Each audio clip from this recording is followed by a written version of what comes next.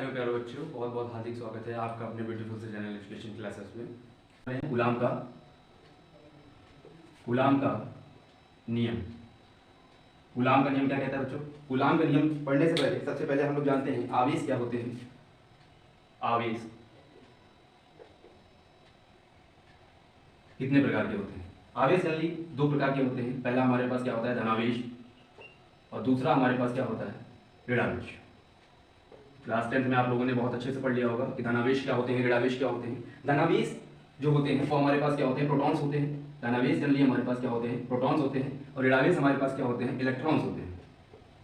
इनकी आवृत्ति आप लोग अच्छे से जानते हैं कि इनमें क्या प्रॉपर्टीज होती हैं। प्रोटॉन्स जो होते हैं वो स्थिर अवस्था में होते हैं, मीन्स मोशन नहीं करते हैं, गतिहीन होते हैं, स्थिर अवस्था में होते हैं यहाँ पर अगर हम इलेक्ट्रॉन की बात कर रहे होंगे तो इलेक्ट्रॉन स्थिर अवस्था में नहीं होते हैं। प्रॉपर्टीज के बारे में अगर हम बात कर रहे होंगे, धनावेश जो होते हैं हमारे पास, मीन्स जो प्रोटॉन्स होते हैं वो जनरली किस प्रकार के होते हैं? इनमें प्रॉपर्टीज की अगर हम बात कर रहे होंगे, धनावेश हमारे, यदि धनावेश को पास ला रहे होंगे तो उनमें क्या हो रहा होगा? प्रतिकर्षण हो रहा होगा। क्या होगा बेटा? प्रतिकर्षण हो रहा होगा। प्रतिकर्षण मीन्स दोनों आवेश को समीप लाने की वजह से इनके मध्य में जो बल लग रहा होगा वो बल इन दोनों आवेशों को दूर कर रहा होगा। तो यहाँ पर क्या हो रहा होगा? प्रतिकर्षण हो रहा होगा। बट अगर हम ऋणावेश की बात कर रहे होंगे, पहला आवेश हमारे पास क्या है? ऋणावेश है, और दूसरा आवेश हमारे पास क्या है? धनावेश है। यदि हम ऋणावेश और धनावेश को एक पास लेकर आ रहे होंगे तो इन्हें आकर्षण लग हो रहा होगा, मतलब इनके मध्य में जो बल लग रहा होगा वो आकर्षण बल लग रहा होगा। यदि आपको ये बेसिक कॉन्सेप्ट्स पता है तभी आप गुलाम के नियम को समझ पाओगे। और क्लास 12 में सबसे बेसिक इंपॉर्टेंट टॉपिक अगर बात करें पहले चैप्टर के यूनिट 1 की, तो उसमें गुलाम का नियम बहुत ज्यादा वेटेज लगता है, बहुत ज्यादा पूछा जाता है। चलिए, आप गुलाम के नियम को समझते हैं। गुलाम का नियम क्या कहता है? गुलाम चाचा हमारे पास समझाते हैं कि गुलाम चाचा कहते हैं कि दो स्थिर आवेशों के बारे में ये चर्चा कर रहे होते हैं। एक ऐसे आवेश जो रुके हुए मीन्स स्थिर, जिनमें मोशन नहीं हो रहा हो। तो दो आवेशों के मध्य में लगने वाला बल गुलाम बल कहलाता है। दो आवेशों के मध्य में लगने वाला बल गुलाम बल कहलाता है। अब ये जो बल लग रहा होगा या तो आकर्षण का बल लग रहा होगा या तो प्रतिकर्षण का बल लग रहा होगा।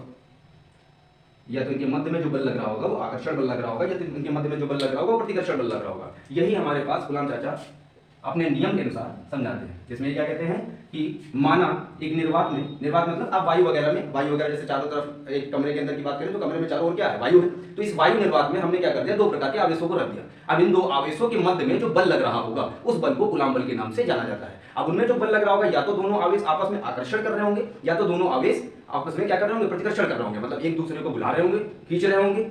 सेम न्यूटन बल से क्या कर रहे होंगे? खींच रहे होंगे, या तो एक दूसरे को सेम न्यूटन बल से प्रतिकर्षित कर रहे होंगे, मतलब दूर कर रहे होंगे। गुलाम चाचा में क्या समझाते हैं? गुलाम चाचा कहते हैं कि एक निर्वात में यदि दो आवेश रख दिए जाते हैं, जिसमें पहला आवेश हमने मान लिया कौन सा है? Q1, और दूसरा आवेश हमने मान लिया Q2।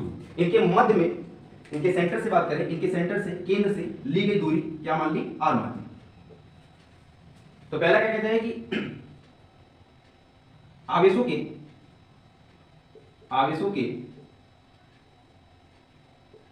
मध्य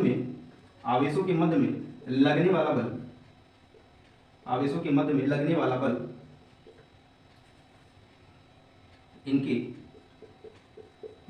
परिमाण के, आवेशों के मध्य में लगने वाला बल इनके परिमाण के गुणनफल के समानुपाती होगा। क्लियर हो रहा है बेटा? समानुपाती होगा।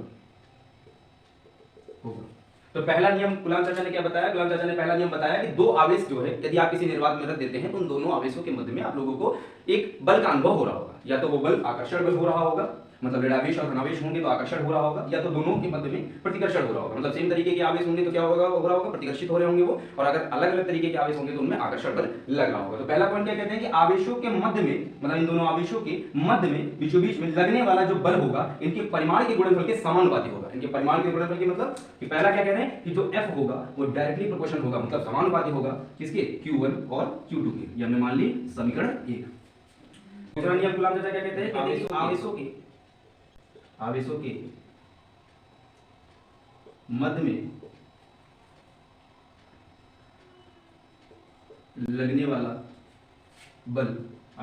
में लगने वाला बल, इनके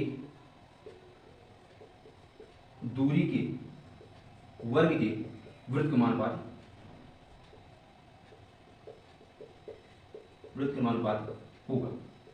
आई होप समझ में आ गया होगा कि दो इक्वेशन, दो पॉइंट्स कि कूलाम चाचा ने हमारे पास दो प्रकार की बातें बोली। पहले क्या कहा कि आवेशों के मध्य में लगने वाला बल इनके परिमाण के गुणनफल के समानुपाती होगा। मतलब जो F होगा वो डायरेक्टली प्रोपोर्शनल होगा Q1 और Q2 के। डायरेक्टली प्रोपोर्शनल समानुपाती आपको पता होगा कि एक की वैल्यू अगर हम बढ़ा रहे होंगे तो दूसरी वैल्यू भी बढ़ रही होगी। मतलब अगर कह सकते हो कि पहले हमारे पास एक मार्कर है, एक मार्कर को यदि एक मार्कर के परिमाण की बात करें तो इस मार्कर के परिमाण कितना है, लेट अस सपोज कि जो है 5 ग्राम है। अब 5 ग्राम में बल हमें कम लगाना पड़ रहा है, इसका परिमाण हम धीरे धीरे ग्रेजुअली क्या कर रहे हैं, इंक्रीज कर रहे हैं। अभी मार्कर कितना हो गया, अभी मार्कर हमारे पास 5 ग्राम से 10 ग्राम हो गया, तब इसका परिमाण क्या हो गया, बढ़ गया। परिमाण बढ़ गया तो हमारे पास क्या हो गया, बल भी हमें ज्यादा लगाना पड़ रहा होगा। मार्कर एक हमने और ऐड कर दिया, मींस अब कितने हो गए हमारे पास मार्कर, 3 मार्कर हो गया। 3 मार्कर मींस परिमाण इसका और ज्यादा बढ़ गया, तो इसका मतलब हमें बल और ज्यादा लगाना पड़ रहा होगा। मतलब जब हमारे पास एक वैल्यू बढ़ रही होती है तो दूसरी वैल्यू भी बढ़ रही होगी, इसमें समानुपाती के केस में। और वृत्त समानुपाती में क्या हो रहा होगा कि एक वैल्यू अगर बढ़ रही होगी तो दूसरी वाली वैल्यू घट रही होगी। मतलब F होगा वो समान वृत्त समानुपाती होगा किसके, 1/r²।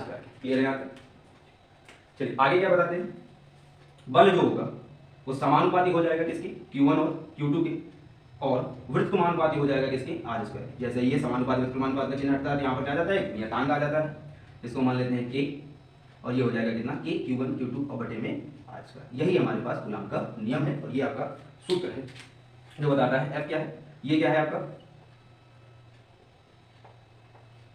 समानुपाती, समानुपाती नियतांक, समानुपाती नियतांक। इसकी वैल्यू कितनी होगी, K की वैल्यू की अगर हम बात करें तो K की वैल्यू कितनी होगी, 9 × 10 की घात 9 × 10⁹, 9 × 10 की घात 9। यहाँ पर अगर सारी चीज़ों के बारे में हम बात करें, यहाँ पर अगर सारी चीज़ों के बारे में हम बात कर रहे होंगे तो F इक्वल टू कितना हो जाएगा, K Q1 Q2 और बटे में r²। इसकी मात्रा की बात कर रहे होंगे तो r² यहाँ पर डिवाइड में है, इधर साइड जाएगा, मल्टीप्लाई कर रहा होगा F इंटू r² अपॉन में Q1 into Q2 is equal to K। F क्या है, बल है, लगने वाला, दोनों आवेशों के मध्य में लगने वाला बल। F क्या है, बल है। तो बल का मात्रक क्या होता है, न्यूटन। R क्या है, रेडियस है, तो रेडियस मीन्स कह सकते हो दूरी। दूरी हम किस में नापते हैं, मीटर में जल्दी नापते हैं, तो क्या हो जाएगा मीटर। r² मीन्स हम क्या ले रहे होंगे, मीटर स्क्वायर। Q1 Q2 की अगर बात करें तो पहला क्या है, आवेश है। आवेश किस में होता है, कूलाम। आवेश का मात्रक क्या है, कूलाम। दूसरा वाला वो भी हमारे पास कूलाम है, means coulomb multiplied by coulomb कर रहे होगे आप तो क्या आ जाएगा, कूलाम स्क्वायर।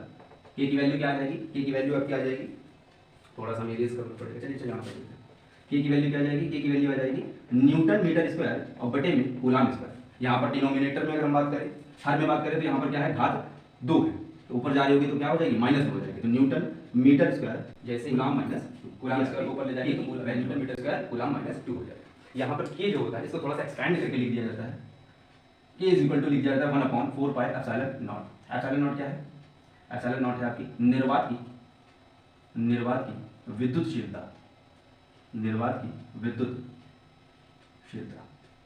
क्लियर है बेटा। तो यहाँ पर एक फॉर्मूला आपका ये भी लिख दिया जाता है, कहते हैं कि F is equal to K Q1 Q2 और बटे में r²। इसको क्या रिप्रेजेंट कर दिया जाता है, K को आप एक्सपेंड करके लिख सकते हो 1/4 पाई एप्सिलॉन नॉट, तो यहाँ से लिख सकते हो 1/4 pi epsilon naught into Q1 Q2 और बटे में r²। बहुत ज़्यादा इसको एक्सपेंड कर रहे होगे तो क्या मैक्सिमम लिख सकते हो, F is equal to Q1 Q2 1/4 pi epsilon naught into में r²।